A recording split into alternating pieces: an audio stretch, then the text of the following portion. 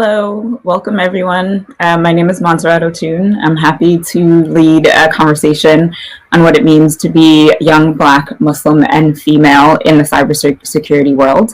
I'm fairly new to cybersecurity, but I have elevated to the position of Chief Information Security, Data Privacy, and Risk Management Strategist, and I just wanted to talk a little bit about how I was able to get there. So I'm really excited to be here. I'm excited for the opportunity, and I hope that you all walk away with a few tips that will be beneficial to you going forward. So right now I'm going to share my screen.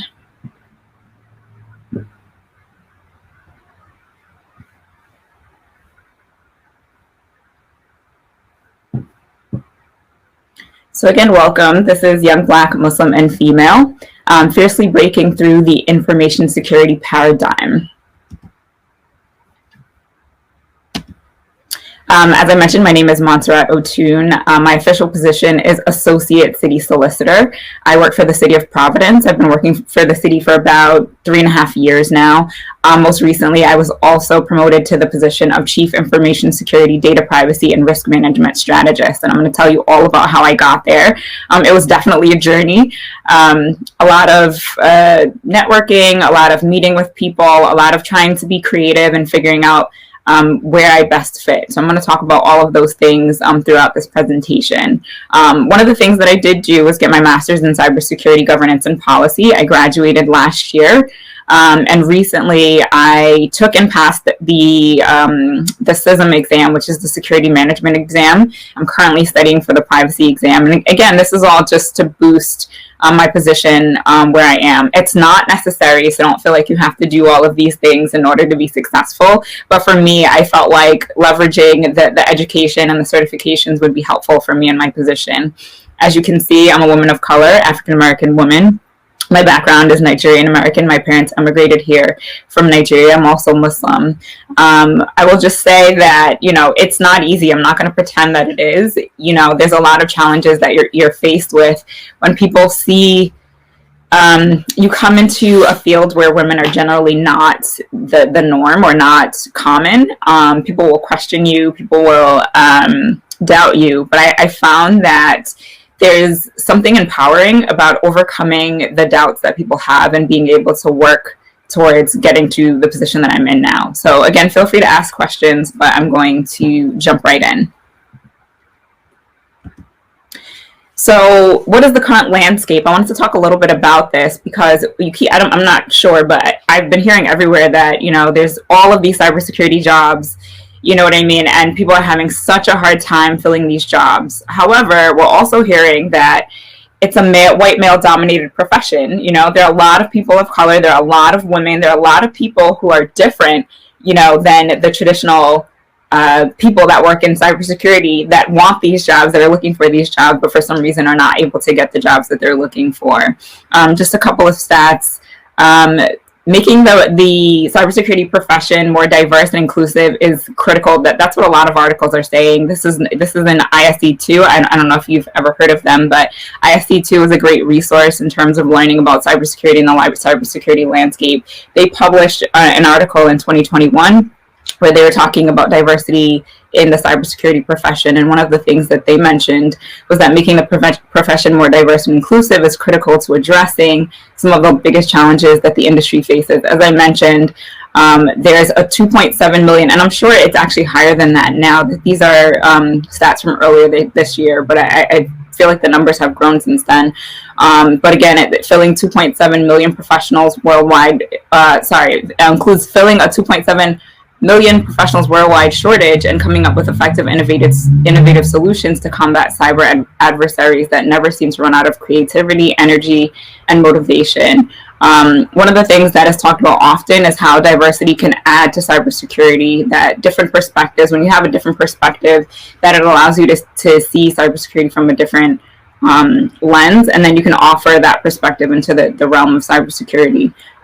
Black and Latino employees represent a fairly small percentage of the workforce in cybersecurity, and even the ones that are in the cybersecurity arena, you'll find that they're not in positions of management. And again, it's because of the lack of diversity that has permeated not just cybersecurity, but the fields of STEM from the beginning of time. So again, I'm going to talk a little bit about how to change the current landscape and actually promote diversity as we go forward. So this is my agenda for today. I'm going to talk about how to build your allies, the importance of doing research, how to position yourself to be a problem solver, how to get creative, and then expand your network. It's really important to have allies. I'll say that's how I got to where I got, but it's also important to enjoy what you do, because if you enjoy what you do, it becomes easier to face the obstacles that inevitably come with being in this field. Okay, so first things first, you want to build your allies. How do we do that?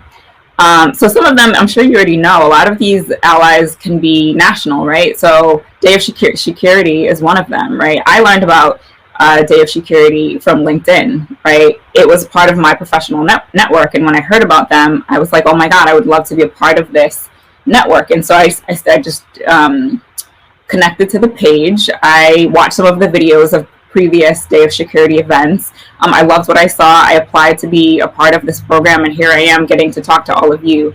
So don't underestimate your national network. There are a lot of organizations that want to support women, and there are a lot of organizations that want to support people of color. I listed some of them here. There's Girl Security, Women in Cybersecurity, there's the Black Cybersecurity Association, and there's Share the Mic. These are by no means all of the organizations that are out there, but just keep in mind that there are a lot of resources that you can tap into. But with that said, don't limit yourself to organizations that specifically focus on women or people of color. There are federal organizations that can also offer you support. For example, CISA, Department of Homeland Security, and the Cyber and Information Security Association is really good at providing resources, conferences. They had a cybersecurity summit recently that I was able to attend. Some of the summit I didn't get to attend the whole thing because of my job responsibilities, but they have so many resources if you just want to build your knowledge, if you want to build allies. I have a couple of allies that work for CISA, and I can talk a little bit about how I was able to do that a little bit later. So one of the things that I wanted to mention is that your allies are not only national, your allies are local, right? A lot of what I did was focused on my local assets, right? I went to everybody I could. You know, I was in school studying cybersecurity, and I was like, you know what? I want to do my research. I live in Pawtucket, Rhode Island, and I work for the city of Providence. And I was like, I'm going to look for any and everybody that has anything to do with cybersecurity in the state. So I literally just started interviewing people. It started with one conference that I decided to attend, and I met this woman who was on a panel talking about cybersecurity just like this, right? And I sent her a message. I got her email. I sent her a message. I told her that I wanted to meet with her. And then from there, I had a great conversation. She became one of my allies. She's actually part of our outside council when it comes to cybersecurity, and she's helped me a lot in terms of pushing my agenda forward in the city of Providence. Not only that, but she introduced me to others. So every person that I met introduced me to like 2 or 3 other folks, and I kept meeting with people, until my network was basically statewide. So tap into your local network. I tapped into my cyber professors. I tapped into, state representatives. I even reached out to our local congressman, right? So I had a conversation with someone in his office, and they invited me to join the Cybersecurity Advisory Committee for the state of Rhode Island. So this is just by interviewing people, right? Just having conversations and discussing, what do you know about cybersecurity? What are the things that you feel are missing or lacking, and then how can I be a resource? How can I be plugged in? There's local ISACs. And then I spoke with our current CIO and the PIMA director, because I know they both work on cybersecurity to an extent. I just basically talked to everybody I knew that had anything to do with cybersecurity. And then I combined that with my education, and it allowed me to do some research and plug myself in the right slot, you could say. I see that there's a question. I didn't go straight from undergrad to get my master's. I actually went to law school first. It took 6 years off, believe it or not, between undergrad and law school. I graduated from I graduated from my undergraduate school in 2006, went to law school in 2013. And then I went to get my master's in 2018. So no, I didn't know that I wanted to study cybersecurity until way later. And I just graduated last year. Okay, the other thing about allies is that if you can't find them in your state, which I'm assuming that, there are allies everywhere. So even if you can't find it within your local organization, you should be able to find it in the state. But let's say that even that's a challenge. You can't get access to the right people. You can build your own, right? Build your own allies. One of the things that I did was I created PISAC, which is the Province Information Security Advisory Council. And all I did was I talked to folks that I interviewed, right? So someone from the FBI, someone from CISA, outside attorneys, people that worked in the private sector, people that worked in the public sector. I just took some of the people that I interviewed and I was like, will you sit on an advisory council so that any work that I do related to cybersecurity, I can come to you and really seek out your support and your guidance when I need you to help me make some decisions. And not all of them live in Rhode Island, right? Some of them live in Massachusetts. Some of them live across the country, right? But with virtual technology, right, it's not a difficult thing anymore to jump on a Zoom call and have a conversation about the city of Providence. So if you find that you're not finding the allies that you want, build your own team. I think that's really, really important. And we're going to talk about getting creative later, but that's one of the ways that you can get creative. Okay, so the next thing that I would say is really, really, really important is to do your research, right? So it doesn't help if you don't know what you're talking about, right? And not to say that you need to understand everything about cybersecurity. I was sitting here for one of the previous panels, and I heard somebody say that you don't have to be that technical. I was not a technical person. I didn't major in information technology. I didn't do all this technical stuff. When I went for cybersecurity, that was sort of my real introduction to anything technical, right? So you don't have to know the ins and outs of everything technical. But when I say do your research, I really mean figure out what resources are out there and just sign up for listservs. That's a great way to start. I listed some of the listservs that I'm a part of: Krebs on Security, Sector Partnership, which is a listserv built out by CISA, CrowdStrike, SecureLink, PwC. A lot of these are corporations that have listservs where they send you information about cybersecurity. USARI is a local network. Robinson & Cole, it's a law firm, but they specialize in cybersecurity, so they have a cybersecurity newsletter that goes out monthly, right? The more you know about the current landscape and the more you're able to speak about what's currently going on, the more somebody will look at you and say, wow, she really knows what she's talking about when it comes to cybersecurity. So I would say it's really important to think about how you can really plug into your local network and even things that are happening throughout the country. You'd be surprised. I have people come to me all the time and they're like, did you hear about that cyber attack? And sometimes I do and sometimes I don't, but I've basically just positioned myself as someone who's knowledgeable in cybersecurity. So that allows people to even engage me in conversation, and I'm constantly building my network. So if you don't know what resources are available to you locally, I would say just look around and see what you can find. The other thing is think about what problem you can solve, right? Think about what's lacking in your workplace. You can think about what's lacking in your city, what's lacking in your state. One thing that I noticed is that there was a lack of a relationship between the city of Providence and the state of Rhode Island. However, the city of Providence is the capital of Rhode Island, right? So it makes sense for there to be a connection between the two if anything happened, right? God forbid, but if we had a major incident or a major breach, we want to make sure that we're communicating. So I plugged myself in and said, how can we build stronger relationships with the state government so that if anything happens, we're supporting each other to make sure that we maintain, that it's not maintain, but mitigate any type of damage as soon as possible. So that's really important. And then again, if you do your research, based on that research and your knowledge, what resources can you offer? And talk to those people who you're connecting with, right? We talked to our local ISAC, and they were willing to offer us free training. I mean, it doesn't get better than that, right? Like anybody wants free things, right? So when I go to my employer and I say, listen, there's this free training that's available. It's going to help us to train our entire staff. It will allow us to mitigate major attacks. It allows me to present myself as a resource that people again say, look, she knows what she's talking about. It's really important that we take her seriously. So even those people who may doubt you in the beginning, you give yourself credibility by bringing these types of things to the table.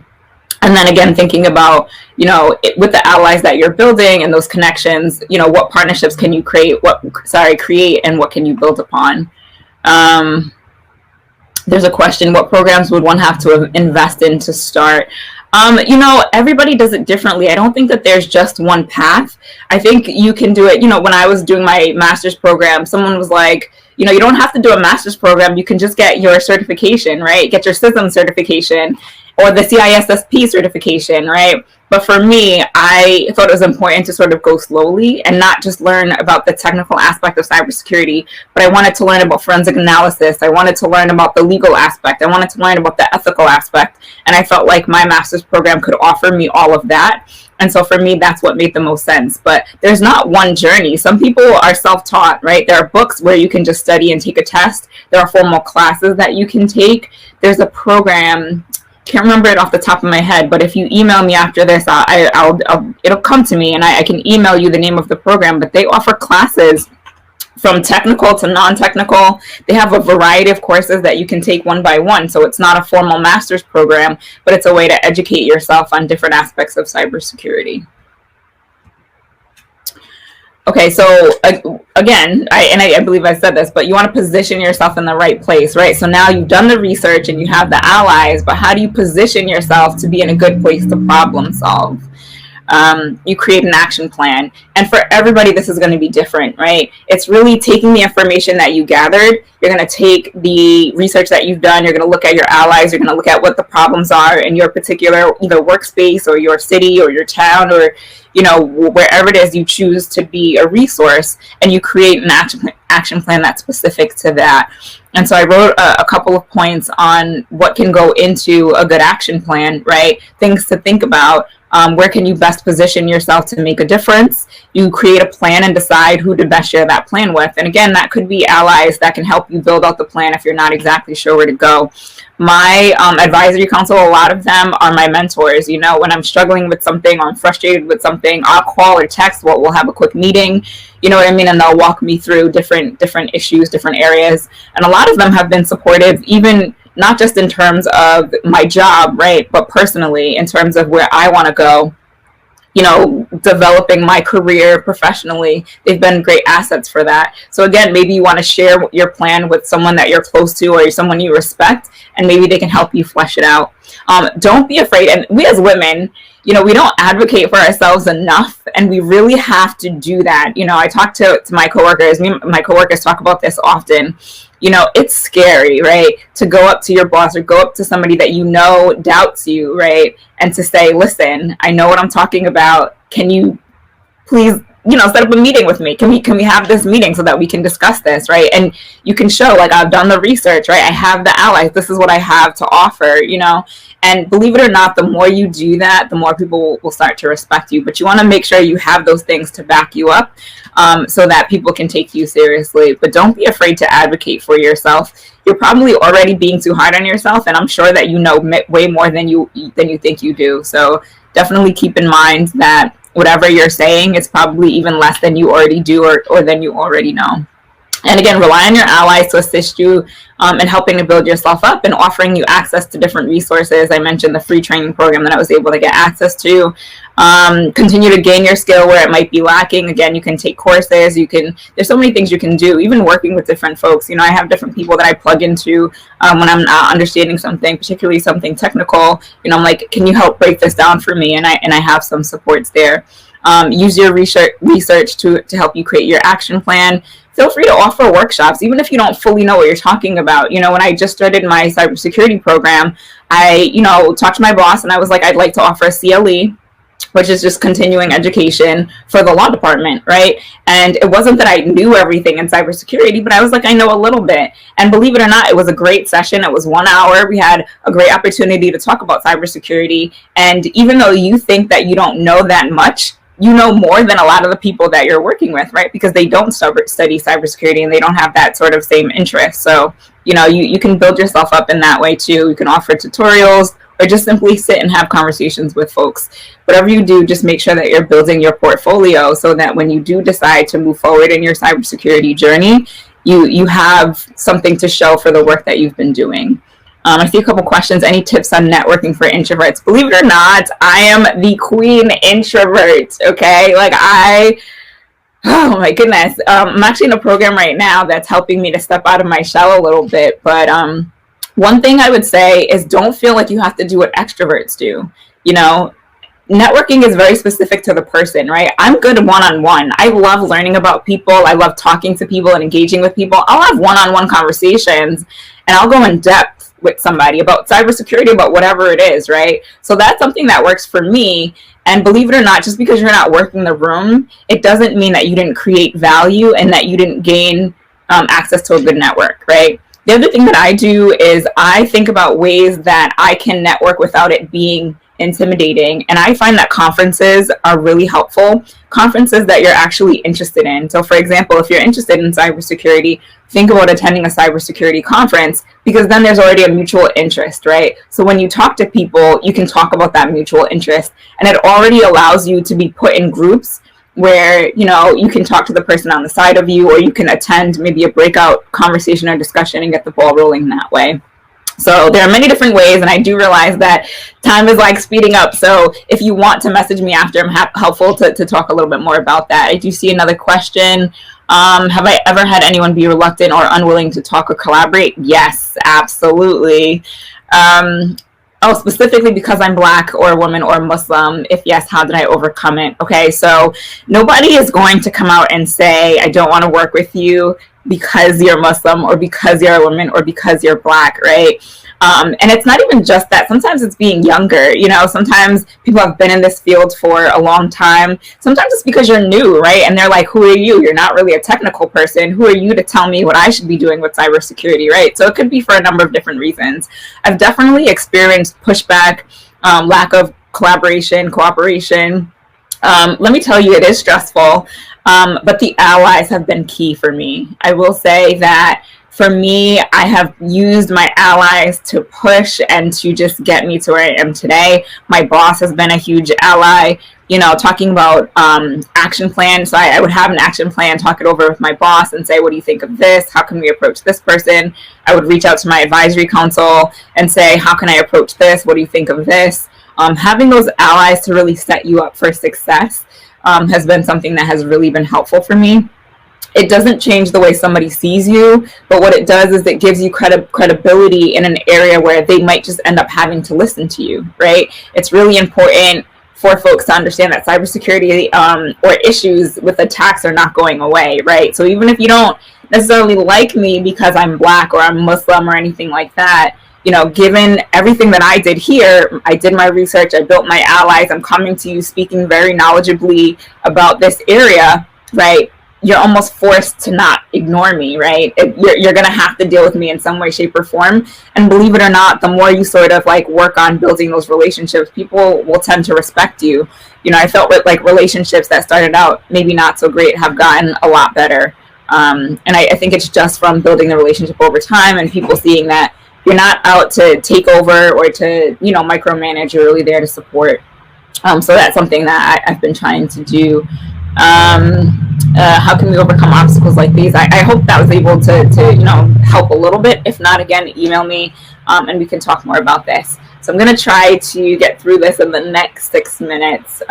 Again, don't be afraid to be creative. Think outside the box. These are just some things that I talked about that I've done. You know, I created the advisory council. I did a CLE for the legal team.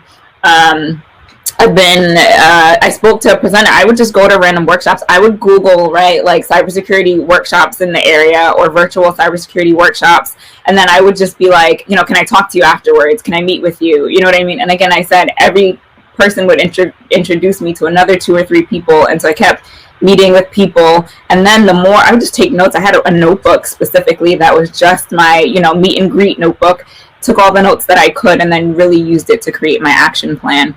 Different areas you can talk about. Insurance, right? That's something that's really important. It's a huge conversation in the cybersecurity world. You can just start a conversation about insurance and go from there. And there's a lot of topics that you can talk because the cybersecurity field is so robust. Just open up a conversation with one of those areas, and it will help you to sort of maybe like wiggle your way into the field. So also look into free resources and training programs. That's something that I did, and that's been really helpful for me. And again, Experiential Network. There's a lot of cybersecurity resources out there. If you're looking for specific jobs, if you're looking to build your network, go to conferences. Don't be afraid to travel. If you're looking for jobs, CyberSN, cybercareers.gov, and cybersecurityjobs.net. Also, your school network. I went to Boston College for my cybersecurity program. There's great resources there. They've been extremely helpful in terms of helping me to find different jobs or even just different groups to connect with. I am following so many different cybersecurity LinkedIn groups, so don't be afraid to follow different groups. You can also meet and network with people through those groups, right? And then, attend events like this, Day of Security, because you can meet people this way too, and connect with the panelists and the speakers, right? So that you can follow up and see how you can continue to build your network that way. And then have fun, right? Like, what good is this if you don't love what you do? It's really important to enjoy the work so that when those doubts, those frustrations come up, you really have an opportunity to say, you know what, I'm just going to focus on this thing right here because I love it, I enjoy it, and I'm just going to put aside all the naysayers, right? And that's how I'm going to build myself up. So make sure that you have fun, make sure that you enjoy what you're doing. If you feel like you're being stressed out too much, take a vacation, travel, right? But then when you come back to it, make sure you set yourself up for success using some of the thoughts and ideas that I shared with you today. And here's my email address. If any one of you want to reach out to me, feel free to email me. I'm happy to answer questions or connect and network. I'm happy to be a resource for you if I can be in any way. And with that said, does anybody have any questions? Have I ever experienced imposter syndrome? If so, what actions help most to break down those internal barriers? That is an amazing question. I would say I experience imposter syndrome every day. It's not something that goes away, even as an attorney, I feel like it's something that I continue to deal with, right? As a woman attorney, especially, I constantly feel like, do I know what I'm doing? I'm a fairly new attorney. I've only been practicing for about 4 years now. And so I'm always like, can I do this? I wouldn't say that there's a solution. It's just for me getting up every day and reminding myself that I can do this. And believe it or not, it's having allies, right? Having people to say, you can do this. I have amazing coworkers, amazing friends who remind me every single day that you're doing an amazing job. All of the stuff that you already created has made such a difference, right? I'm like, oh, I need to do this, I need to do that. I even have friends that are like, you need to go on vacation, right? So I'm actually taking 2 weeks of vacation starting next week, and that's because I've been forced to take vacation. So have the allies and just remind yourself every day that you're more amazing than you think you are. Absolutely, add me on LinkedIn. Definitely do that. My name is Monsurat Ottun, Monsturat. I think it shows up at the bottom of the screen. Definitely connect with me. I'd love to hear your thoughts. It sucks that I can't talk to you in real time. I would love to connect with you all. But thank you so much for having me, and I wish you all the best. Thank you.